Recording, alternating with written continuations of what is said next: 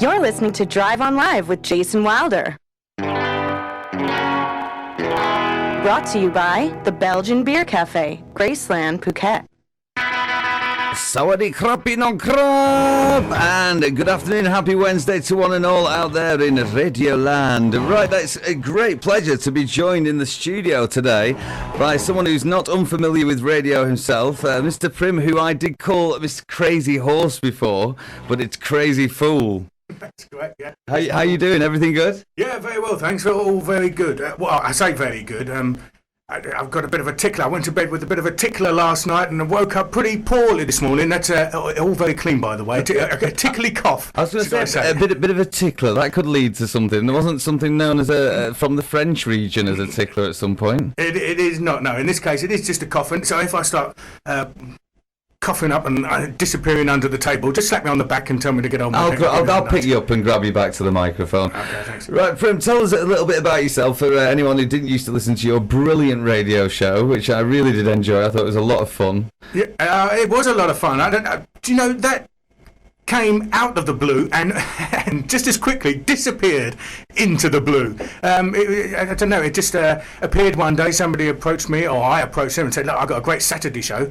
Would you be interested? Yes, we'll do that. We'll take you on board. So I did the Saturday show, had a lot of fun with it. I thought, this is excellent. I love this. How can you get a better job in your life just talking nonsense and playing the tunes that you love? I know exactly what you're talking about. And I thought, this is it. I've been craving for this now. I'm 45. What am I going to do in my life? I've had a plethora of different jobs, all enjoyed them all, but I thought, this is the vocation. This is what I like. And then and suddenly went into the weekday slot of Monday to Friday and enjoyed it, and then just as it came about, it disappeared off the airwaves. Hopefully to be back soon. The legend. At the moment, it's in that legendary hiatus where it's still waiting to be booted back up. And maybe it's probably best where that's where it stays. No, nay, sir. I say nay because I'll tell you what I really enjoyed. To be honest, Crazy Fool, Prim. I really enjoyed the fact that you really went pushing the boat out for the comedy value and where that came from, because it was like you threw a whole bag of frogs together and like you basically came. It was kind of like Monty Python-esque. It was like there was bits of blue jam in there. It was like as well. So where's your inspiration come from for that? Pretty much what you said, Monty Python-esque, I suppose, or any good old solid fashioned British comedy, which or any comedy. It doesn't have to be Marcel, although he doesn't perform too well on the radio. Yeah. But it comes from everywhere, you know. And Crazy Fool started in 2000 when I was living in Vietnam, and I started just doing a website and writing about the rugby we used to play and touch rugby, and then it evolved from there. And I started eventually doing a newspaper, like a spoof newspaper of daily, weekly, worldly events of what's going on. And then I thought, oh, this is good fun. And then I put some tunes to it, and I did some YouTube tunes, and before I knew it, I had this small because you're quite an eclectic sort of lifestyle with the music as well that you were using, and you were reading like some stories out. I remember one time you were doing this thing about like some kind of Dickensian character who walked into a room and was saying, "No, madam, I do not say that. I do not say that. I do not say." And I was having my breakfast. I was thinking, this is great. I'm feeling like I'm in some strange gothic theatre, and I'm just listening to the radio. So it was enjoyable, very, very enjoyable. Yeah, it was. I mean, I would just go off on a tangent until I work out what it is exactly I'm thinking about and talking about, and then I come back to whatever the original plot. And most of all that was all my own writings, because I enjoy it and do my own short stories. And brilliant. And I also liked you kind of did a week roundup, and you did it in what I'd say the style of kind of like I can't remember his name now. Dusty Bin 321. Ted Rogers. Ted Rogers. You kind of had like where you'd connect all these things that they come from. It was as if you were just grabbing at the clouds, shaking them, and squeezing some sort of weirdness out, and then pitching them together, and it was a beautiful package. I've got to say, I really did enjoy it.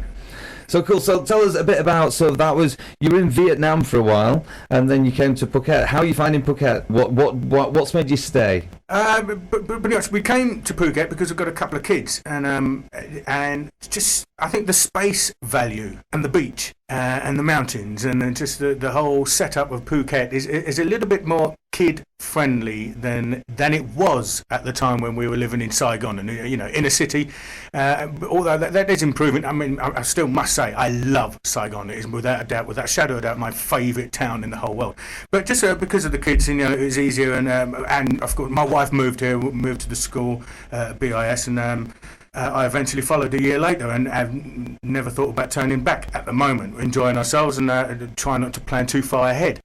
But talking about the kids, and you're talking about how hot it is recently, which it is. It's stinking crazy. hot. It's crazy. But the kids, they don't feel it, do they? Eyeball melting crazy at the moment, but the kids, no, they just seem to get on with it. Yeah, I sit there at night. We've only got a fan. We don't have aircon or anything, and they're running around like lunatics playing. And I'm just sitting there melting because the fan just circulates hot air. And they're the same in the cold. It's very deceptive, isn't it? I mean, I definitely am prefer, in the preference of having the fan rather than the aircon, but it is kind of just a deception, isn't it? It's kind of, you are just having the same temperature just circulated around the room. It just feels a bit colder because of the whirling. That's it, yeah. It's whirling on.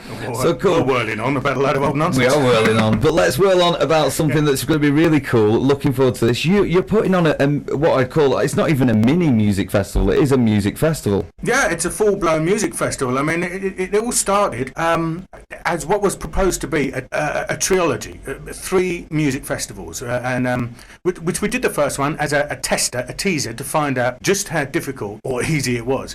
And that was relatively unorganised and unfunded and unadvertised. And we just had 3 bands, and we went to, and it was fantastic. It was a brilliant concept. So right now we got the hang of this. Let's do the next one bigger and better, and see if we can get some lovely friends on board that would help us out, which we did through great people and establishments like Salt on Syringe, Ceramic Kitchen, and A&M Productions, the T-shirts. So they're absolutely fantastic. Without their kind of help, we could never have done it. And of course, we could never have done it without the ACG, the Alan Cook Cricket Ground, which is an unbelievable and fantastic setting, a perfect dwelling. And this is the location for the big night out. This is what we're talking about. Is the big night out, which is going on Saturday, so just a few days time, and at the Alan Cook Ground. So yeah, it's a big place, yeah. Yeah, it's great. I mean, it's already set up. They've got the clubhouse there with which looks over onto the oval and the lake in the distance and the mountains and further distance from there, and so it's just great. So we thought, right, this is it, perfect. We're going to set up a stage, make it as a proper festival as we can get, and a good old-fashioned rock and roll live music festival. Excellent. Open to everybody. So I've got to say, because it seems like a lot of people nowadays are more trying to lean towards putting on festivals that are more of electronic music and dance music. So full respect for you putting on a lineup of great live band musicians, because I know that the electronic music sometimes has some trouble. There's someone needs pain somewhere or other, but it seems like it's going to be a really good event, and they've got a lot of rock and roll going on Saturday night, because you're running a fantastic, and fair play to you. This is a big respect, big night out, a music festival going on at the Alan Cook Ground, which is up in Churntolay, if I'm not mistaken. Yeah, it's very easy to get to. Well, I say that. I have seen a little picture online, and it doesn't look as like straight to there. Yeah, there is a map on the tickets. There is a map in programs distributed around the place, and there is a map on the Facebook, BNO, the Facebook. But it's very easy. Go to the Heroines Monument, turn left. When you get to the lake, turn right under the National Grid, and that will bring you right out at the ground. Right, okay, pretty much. You just follow a load of pylons. Follow the pylons. So that's something that we encourage people to do who are listening. Go to the Facebook page right now, check it out, and you'll get the full lineup. Also, details of the bands who are going to be playing, who we're going to talk about in a bit. And you've also got a raffle on as well. Let's talk a bit about that. Yeah, the raffle is... because we pondered on the idea, are we going to do this for charity? Can we do this for charity? No, feasibly, we just cannot. Financially, it wasn't viable. So we forget about that. We just want to put on an excellent rock and roll bonanza, shall we say, which is what it's going to be. And the raffle, we thought, well, let's have a thing. Let's do a raffle, keep people interested. The easiest way, let's support the cricket youth, the Saudi Cricket Youth Club. Now, we'll go with this. It is very simple. You buy your tickets, half the proceeds go to the Saudi Cricket Youth Club for the cricket youth development, the other half goes to the lucky winner. And then other people came to us. The Village Coconut gave us 2 nights, 3 days in their jacuzzi. Jacuzzi? What's a jacuzzi? Sounds fantastic. Jacuzzi suite. And that's brilliant. And that's no small prize. That's amazing. That's huge, yeah, and that's absolutely fantastic. As well as football crazy golf down in Katu, giving us 10 free rounds. and we've also got a book signed by Colin McHale, The History of Phuket. Which is very nice. That was just released just very recently, wasn't it? Yeah. So there's a lot of support out there, a lot of people interested, and a lot of people want to get involved, basically, and help out because they realise this is going to be huge. Excellent. And do you know what? I think that, yeah, like you said, just make sure it happens and it's a big success. And then in the future, you can donate a little bit because it's going to be so big anyway. That's right. So very cool indeed. And also, you know, to your sponsors as well who are supporting this, because we're right behind it with the Phuket News, Novosti Phuket and Phuket's Live 89.5. And also Island Furniture. And if Glenn, if you're listening, a big shout out to Glenn, who's always working hard in Shillong there. And the rest of you guys, Grizzlies, you've got? We've got Grizzlies, we've got the Boundary Bar, we've got PCS, who we couldn't do without, a little bit of security on our side. We've got Aussie Pies, and we've got the Courtyard. Without these people, it wouldn't be possible. And we take our hats off to you. Excellent. So a big respect to all the people getting involved as well. And so does that mean there's going to be some delicious lady pies there? There's going to be an array of food from around the world. We've got pig on the spit. We've got lady pies. We've got some Thai veg. We've got some Thai curries. We've got some kebabs. We've got a whole host of nibbles. Spit roast and lady pies. You can't go wrong. This is going to be a rock and roll music festival to remember. Right, let's talk about some of the music that's going on, Prim, because you've got a fantastic lineup, which I think is it's going to start with some nice music from Elephant in the Room. That's right, Elephant in the Room. They're a relatively new band, I would suggest, on the island, and they're fantastic, headed by a very charismatic young lady who not only has a sweet voice, but plays a saxophone and the guitar, which is fantastic. And they've also got an organ, an electric organ. Got an organ and not afraid to use it. They're not afraid to use their organ. And they play some cracking old nostalgic tunes, which everyone, young and old, will know and love. Plus a couple of originals of their own as well. Excellent. Then that goes into Black and Blue. Yeah, Black and Blue, another bit of blues band. You can't go wrong here with an age range of 24 to 64. These have got a whole plethora of tunes covered. You know, they've got everything from B.B. King to Ray Charles to Rolling Stones to U2. And another band with an exciting instrument. They've got the congas. Oh, they've got the congas. That's a toe tapper right there. Brilliant. As long as Yoko Ono's not playing them, then we're all right. And then we go into Four of a Kind. Yeah, Four of a Kind coming up. They're another band headed by a lady singer, I was going to say, female voice, which is just outstanding. You all might know her, Siobhan, from Siobhan's music studio. And she runs a show here on us every Saturday morning, 9 till 10, of course. If you've never heard her voice, please make it a point to get down there. She's super cool and a beautiful voice. Yeah. She sings in different languages as well. Clever Canadian chick. A bit like Elvis. Yeah, a bit like Elvis. When he's doing his wooden heart. Yeah. With his long neck. Yeah, his long neck, exactly. Yeah, what is that? The Elvis with his long neck. He used to wear the collars because of a long neck. These are all parts of the programme that you put in. That's right, and he never wore underpants either. Apparently not.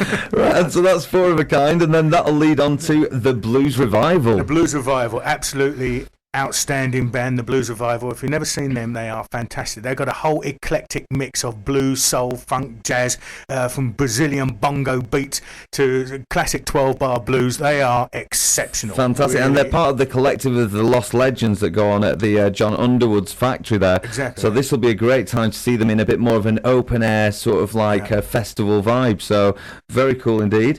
And then you've got Legends of Siam, Phuket's pop punk rockers. They're going to be on around 10:30. That's right. Well, they speak for themselves these days, don't they? I mean, they really have just come on incredibly fast. Leaps and bounds. They're getting getting the stagecraft down to a T. Very cool. They play well above their years. And I tell you what, their drummer is phenomenal. It's right in the next room. Right, I thought I'd recognise him. I have to say that. And then that'll lead in to someone who a lot of people will know if you've been in the sort of in the more of the early hours of the night, sort of after midnight.